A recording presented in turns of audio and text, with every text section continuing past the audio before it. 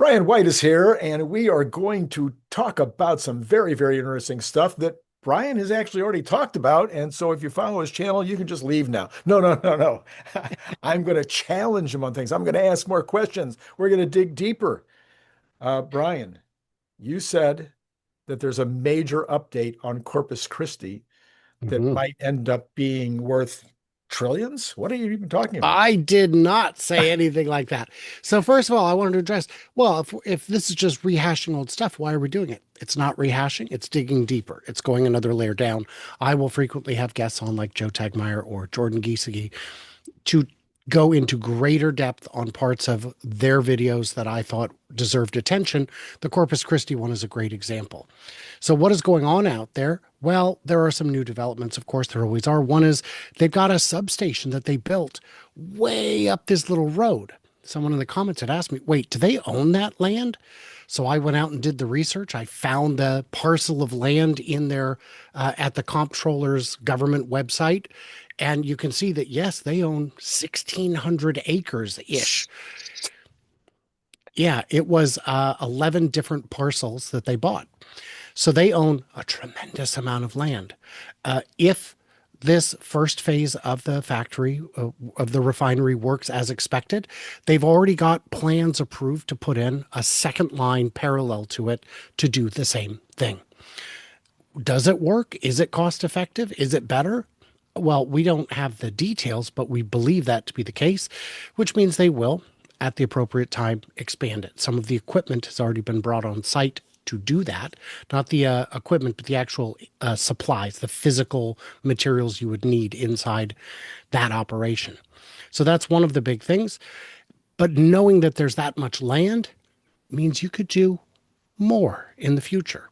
If you've got a talent pool that supports it, you could also work on anodes or cathodes, and that you could do anything. You've got all kinds of opportunities there. So that is good.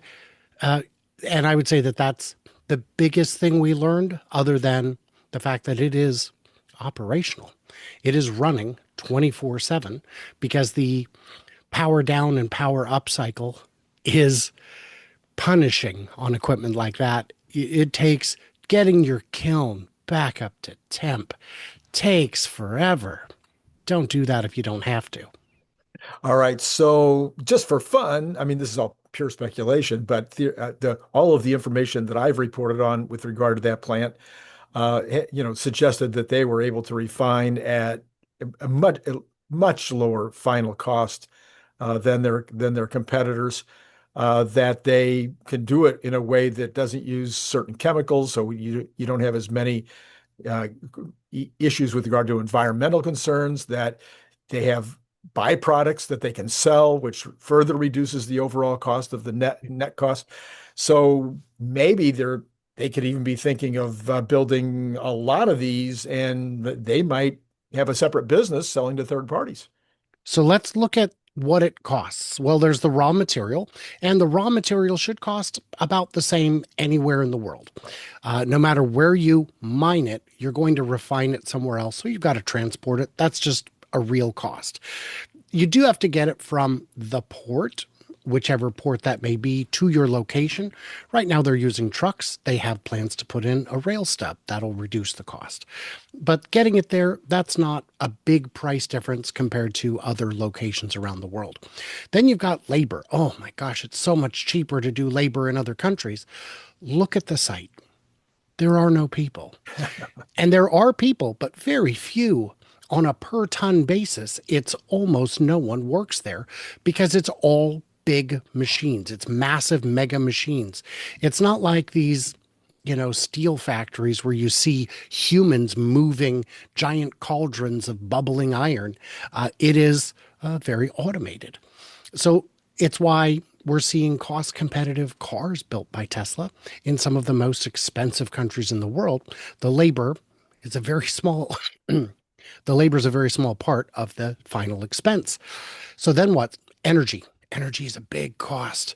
But Texas industrial rates are not outrageous. It's likely they're using natural gas for the kiln, I would assume.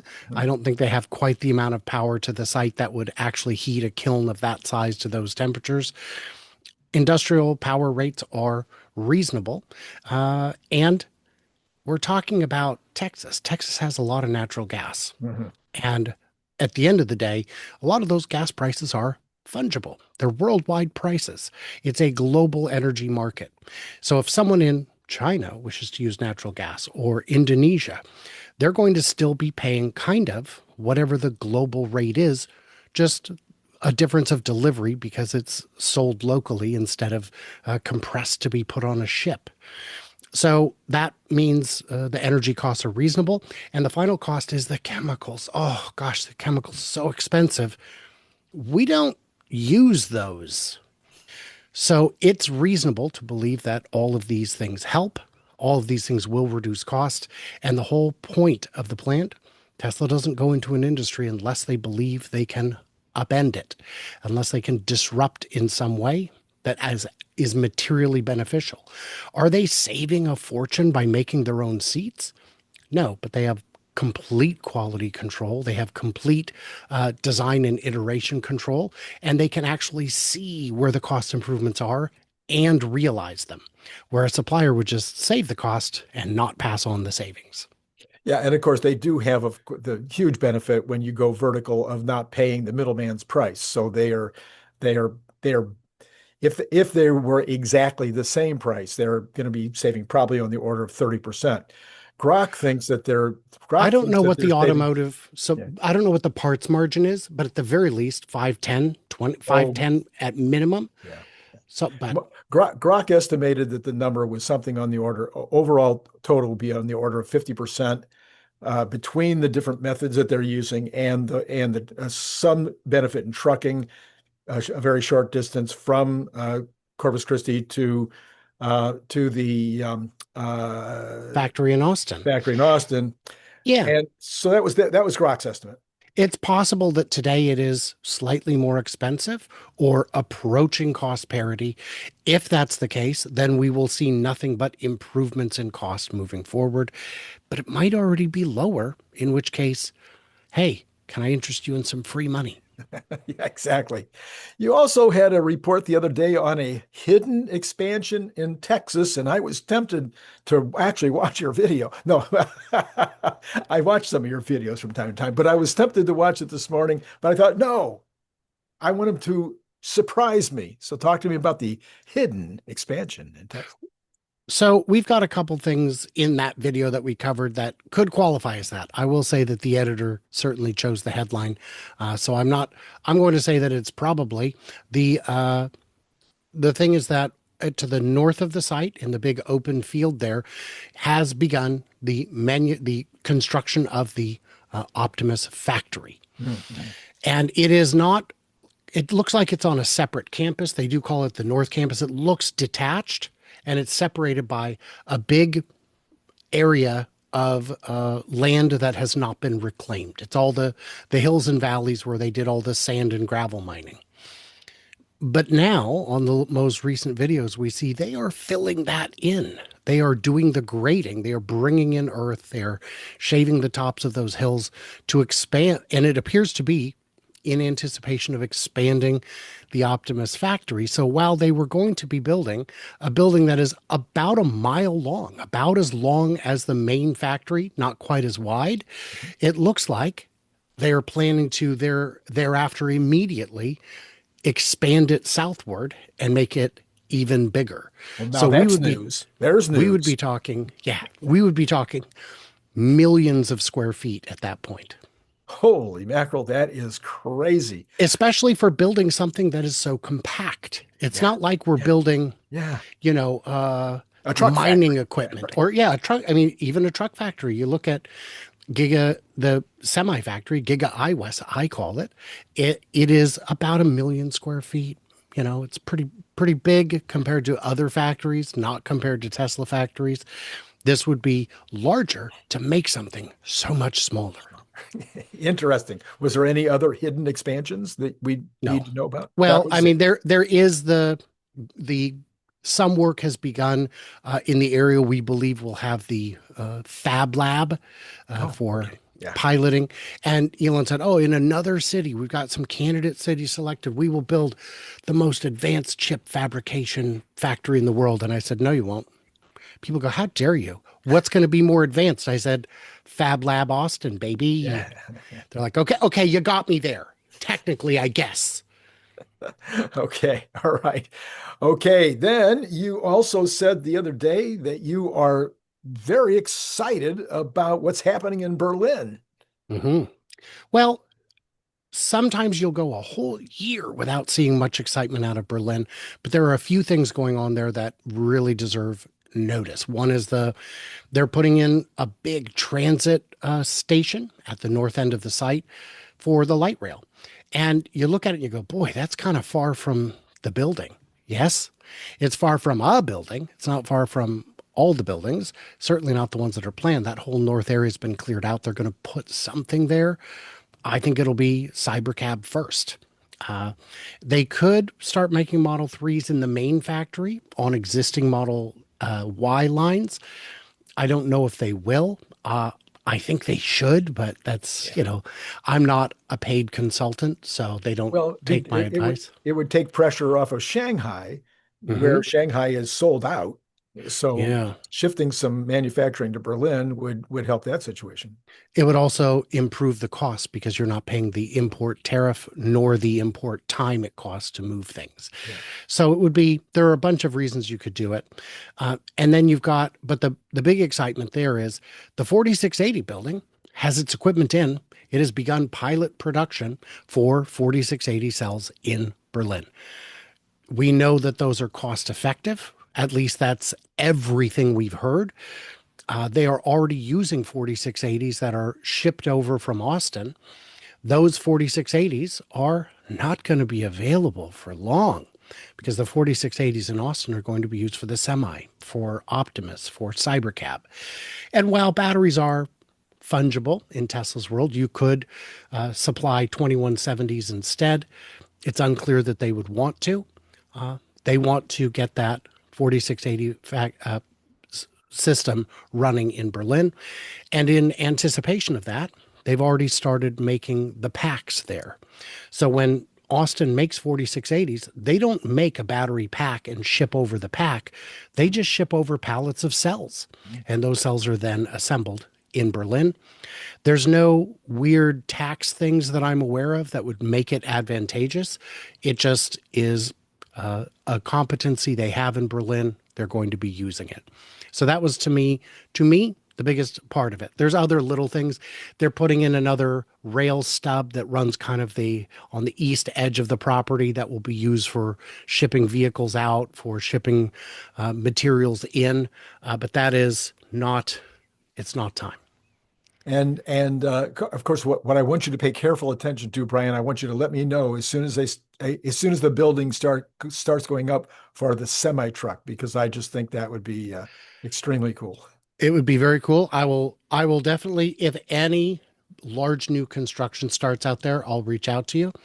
The unfortunate news out of Nevada is we haven't had any new drone flights in weeks, Mm. and you get burnt out. When you're having fun or making good money, it's easy to push forward, but they're not inviting him to see the factory. He's not making good money. He's retired, but he's not making money and he's not having fun. And I don't blame you. He likes fishing. He's going to fish instead. So if you get a chance to subscribe to 𝐑𝐚𝐽𝐽, the Tesla Semi Advocate, do that. Every bit helps. But in the meantime, we have to wait for him to get his mojo back. Okay, all right. So we have no idea about Tesla semi production, whether we're seeing any trucks rolling out. We certainly No. have been seeing the orders rolling in. So I hope that they will start seeing the orders rolling out. I mean, the shipments rolling out. Hmm. Yep, yep, yep. And yeah, so I think that was all that was on my list today. Is there anything else that was been on your mind recently that you think you should share? Well, I will share that. In Austin, there's also now a test track being put in. Hmm. It should have been done by now, but it rained not only cats, but also dogs.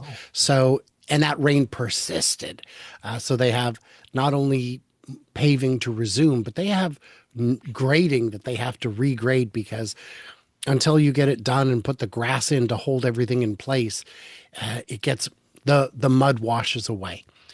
That test track has an oval. It has a expanded oval, like a big kind of triangle kind of thing on the course, and then in the middle there will be two different severities of chicane, so you can play with the handling. It does not have big banks in the corners, so whatever's going around that track will either be going quite slow or be of a capacity that does not require banks, which Hmm. is what I'm expecting from Roadster, is that it will have perhaps the vacuum kind of system like a McMurtry Sperling that pulls it to the ground. And that car has done some amazing work on tracks. I want to say it might be Laguna Seca, where they added a new run on it, which goes through the whole course backwards. And there's this one section of it where you come up and over a hill as you turn. Everyone has to get down to like 60 miles an hour there. The McMurtry did it at 130 because it just is stuck to the ground. And so it not only beat the track time on that particular run, but did so by like 42 seconds because everyone else would have become airborne. Yeah, right, exactly. At that speed. Hmm. Okay, Brian. Well, this is part one of the normal two-part series. And once again, I'm just going to remind folks that that the what used to be the evening shows are now the morning shows. And so we're now at Tuesday morning, and part two will be on Wednesday morning. So Mm-hmm. these are now the early shows around 7:30 California time, 10:30 Eastern. Brian, with all of that said, as always, I thank you so much for coming on and sharing. Do you have any? Are you in Chattanooga? When are you going to Chattanooga? What's going to happen with Chattanooga? No, So, no, Muskegon, Muskegon. you got to keep your goofy names right. I, Uh, and then, of course, one of these days, Randy, you and I will host an event in Rancho Cucamonga. that's That'll right. That's be right. complete the trifecta. Maybe I'll hit up Walla Walla, Washington. You got to have some fun. Muskegon, June 5th and 6th, the Ah, summer meetup. It's happening. We got Simon from Tesla Light Shows already on the ground in Michigan. We've got some great speakers, Dr. Know-It-All, Dr. Scott Walter, Bradford Ferguson will be there, Matt Smith, all kinds of folks, Bearded Tesla Guy, Josh West 24/7, myself, Jordan 𝐑𝐚𝐧𝐝𝐲 will be sharing the stage with me. We're going to have a real good time, and you'd be crazy to miss it if you're in Michigan. Muskegon, Heritage Landing Park. It is going to be a lot of fun.